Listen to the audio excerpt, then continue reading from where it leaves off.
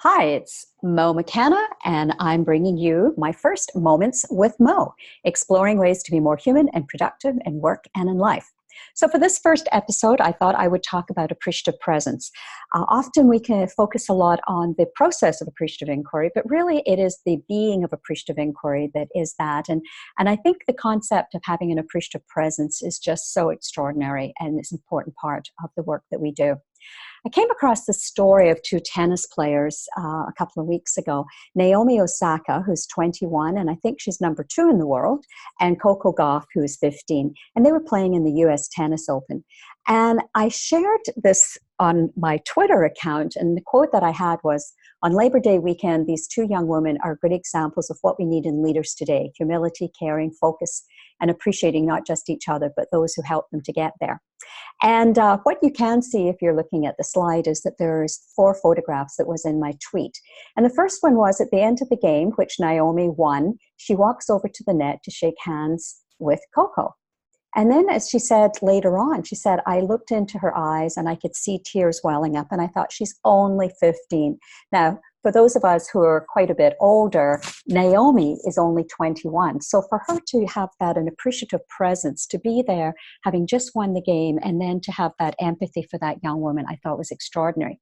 She went on, and in the third picture, what you can see is Naomi asked Coco if she would actually share the interview with her on the court. Naomi really kind of pushed Coco a little bit, because Coco was saying, "Well, I'm tearful and I'm really upset." And she said, "You're going to be upset in the shower. Please stay with me and get the acknowledgement here on the court where all your fans and people around the world can see you." So they walked over to the commentator, and Coco commented how much she appreciated Naomi doing this. She talked a little bit about the match. And then as the commentator went to ask a question to Naomi, Coco at the same time commented, "Thank you so much, Naomi. I hope no one thinks that I'm trying to take away from your win." And Naomi turned away from the commentator, and she reached over and she hugged the young woman again. And I just think that's an amazing example of how people who are in these positions of leadership and power can really role model some things. So after the match, Coco was interviewed, and she said, "I think she just proved she's a true athlete.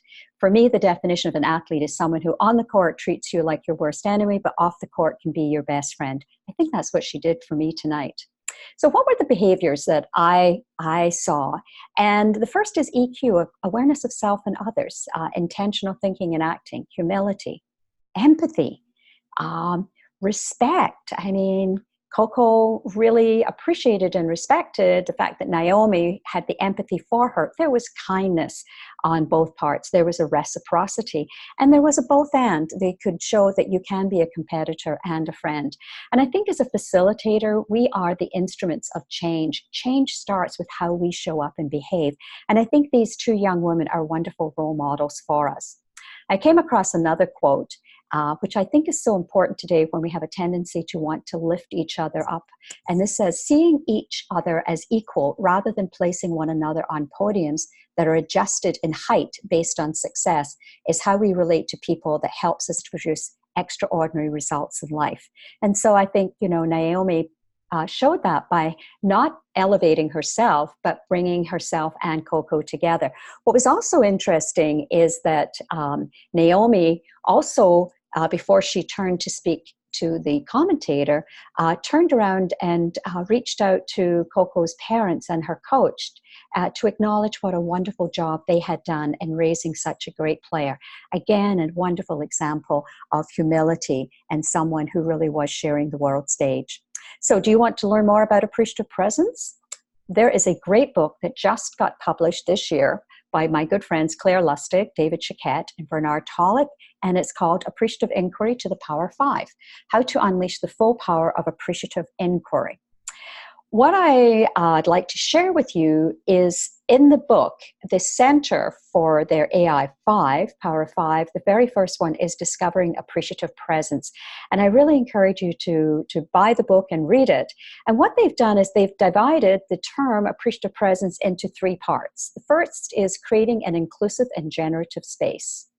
Holding yourself and others kindly, building on diversity, trusting resources are present. The second is appreciative steering through emergence, being comfortable with the unexpected, recentering on the generative, applying the sparks. Again, you could see that in this story with Coco and Naomi. And the third is appreciative sensing with curiosity, sensing where the energy is, continuously looking for resources, strengths, and hope, and staying in an inquiry mode. So the call to action that I have for you is take a few minutes and reflect upon the questions that I'm about to ask. And I invite you to share your responses in the comment section of the Exchange Facebook group. And the question is, discover your experiences of an appreciative presence. Think of someone you consider to have appreciative presence, someone you personally have a memorable experience with.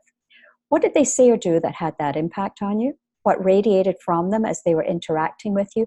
And how did it affect you? What resonated with you on this? So I really encourage you to pick up a copy of AI to the Power of 5, How to Unleash the Full Power of Appreciative Inquiry, and go out today and every day and have an appreciative presence. Thanks for listening. Catch up with you soon. Take care. Bye.